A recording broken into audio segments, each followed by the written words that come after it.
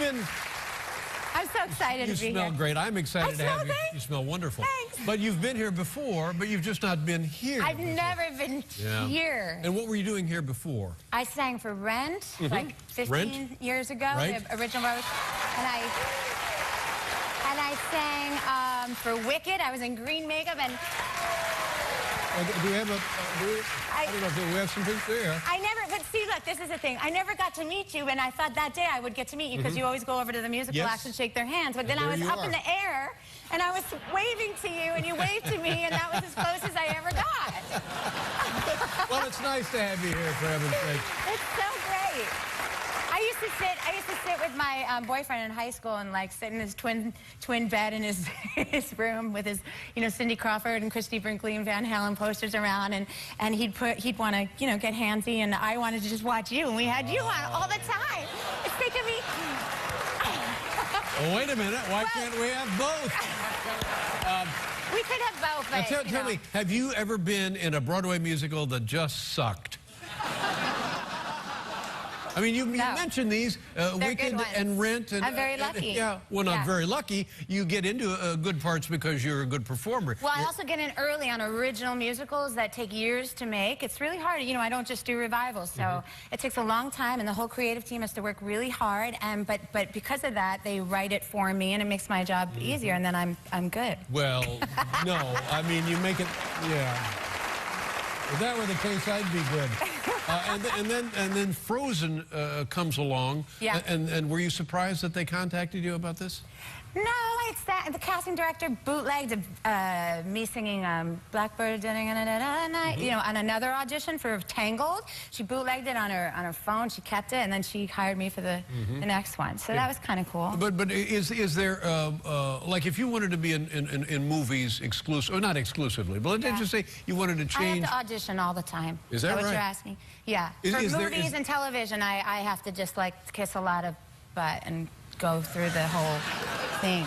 Yeah, I do. It's okay. But is there, and I don't know if this is the correct word, but is there a bias? People coming from musical theater versus people trying to be in motion pictures? It's more in the pop and the rock world, in the music industry, I'd say.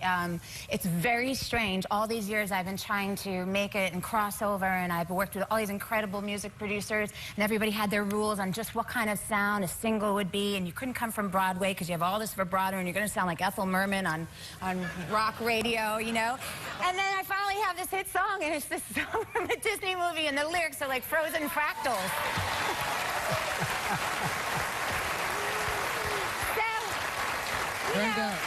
You showed them. You showed them all. I showed him. You just got to stick around long enough. Got a huge hit record. That's right. So, but you stick around long enough. It's been, like 25 years since I was fooling around with my boyfriend and watching you, and now I finally am here. So, the night of the Academy Awards, and I said to somebody this afternoon, do we really talk about this still? Yeah, let's talk about it. Okay. So you're going to be there singing the Academy Award nominated song from the film Frozen. Something I always hoped I'd be doing. And there you are. And more pressure or not? Lots of pressure. I've sung for Barbra Streisand before at the Kennedy Center. I just sang Don't Rain on My Parade with her right there. And I sang for President Obama once when he was literally right there, and it was what you call literal spitting distance. But this was up there, and I was terrified, and I wore shoes. I knew I'm not like Beyonce. I can't just stand and sing in crazy heels and like use my, I can't do it. So I knew that the dress was long enough, and I'd have these great, big, chunky platform heels that I felt solid on, but I'd still look tall and pretty, and like, a little skinnier or whatever. Yep. So I prepared that, and then I went through all this meditation. I said, just forget about those people out there, as amazing as they are, and sing to your son. I have a 4-year-old beautiful little son. Oh, what a lovely idea. Just sing to walk. That's perfect. And then the third thing was just breathe. Like, get out there and don't let them rush you, and breathe. But this is interesting that you go through this mental, emotional preparation. But this is something you have done every night of your life, more or less, for, all your adult... Sometimes I have to do that, too. It depends. Some nights I'm not as nervous as others, but I need my things to keep me focused. But this is a big deal. Okay, and so now John Travolta, bless his heart, he comes out... Now, did you hear the introduction? Or I did. Yeah. Yeah. And he says... Everyone hoped I didn't, I guess. But I did, and it was quite demoralizing for about 8 seconds. It bothered you. Well, he says Adele Dazeem. And I felt so sorry for myself.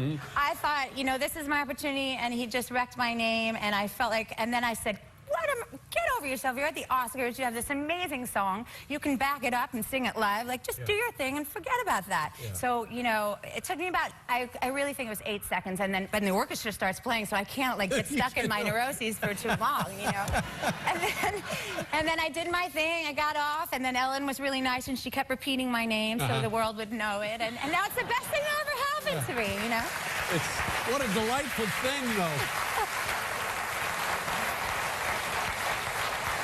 I mean, you could have just screamed over, it's Idina Menzel. I could have. It's not Adele Dazeem. I'm sorry. But I didn't want to seem like I had a chip on my shoulder, and what was I going to do? Wouldn't it also sort of make you relax when you realized, well, there's nothing I can do wrong and now here if I'm at bad, all. They'll just think it's that girl Adele Dazeem. That's right. Exactly. What is this? Adele Dazeem. Now, when we come back, she's going to be at Radio City one night only. Yeah, that's the first two. This is a big couple months for me, Dave. Thank you for having me here. June 16th, Radio City, one night only live. And then when we come back, you're going to sing for us. From If Then. Yeah, God bless you. Thank you. Nice to see you. We'll be right back, ladies and gentlemen, with Idina Menzel.